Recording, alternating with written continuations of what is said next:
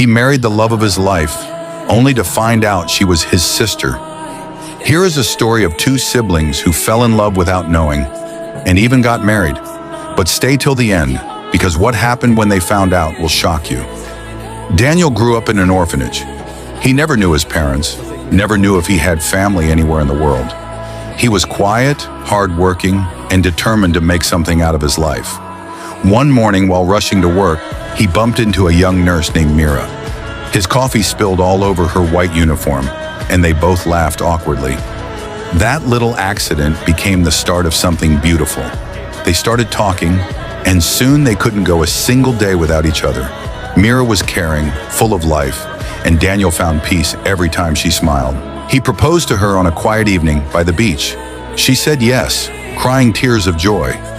Their wedding was simple but full of love and laughter. Neither had family to invite. Daniel was an orphan, and Mira's foster parents had passed away years earlier.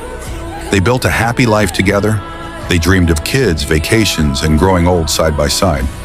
Everything felt perfect, until one ordinary day changed their lives forever. One evening, Daniel saw an ad online for a DNA ancestry test. Out of curiosity, he ordered one just to know his roots. A few weeks later, his results arrived. He opened the email casually, but what he saw made his hands shake. The test showed a 99.8% sibling match with someone named Mira L. Johnson, his wife. Daniel showed Mira the result. She froze. Her eyes filled with tears, started remembering faint pieces of her childhood. A small boy she used to play with before being taken away to a foster home. That boy was Daniel.